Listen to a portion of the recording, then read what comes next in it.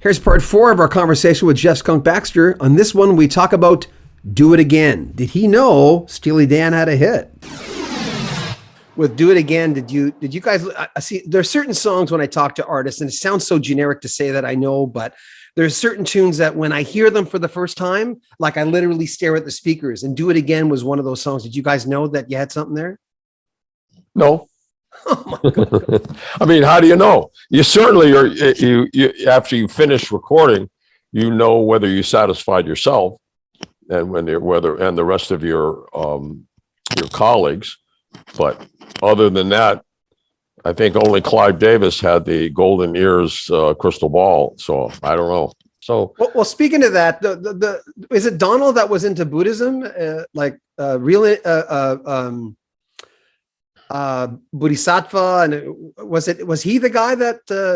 Because that's obviously Buddhist. I don't think it was, and I can't speak for him. I think it was as much an interest and like Do It Again. Some people say that's, round. We're going around and around. That one too. Some people thought that was a Buddhist sort of thing. I would defer to Donald Fagen to do that. I never want to put words in people's mouths. But there are so many things that suggest ideas for music. Dallas, which I hope one of these days you go online and have a listen to it. That was the first Steely Dan single that they pulled back because they were afraid everybody would think it was a country band. I think I have heard it. It's just been a lot of years. By the way, what were you? The idea for that came from Vitalis, the hair stuff. Yeah. So again, I mean, it wasn't about, hair conditioner or anything. It was just an idea that sparked another idea. See, I'm stereotyping you because of the type of dude I think you are. But my thing is, I looked at you and I'm going, this guy doesn't get starstruck. But have you ever gotten starstruck from working with people? Like Ringo, did Ringo affect you? No, he was very kind. Actually, we were doing a session with Mark Hudson. Actually, was producing. I was playing pedal steel, and at the time, that was back in the days when we had pagers. And he said, it's funny. He said something about Skunk. I got a feeling that your pager is going to go off, and I said, well, hopefully it won't. And so about halfway through the session, my pager went off and he said, it's the Pentagon, right? And just around that time, as two guys came through the studio door and says, we got to go.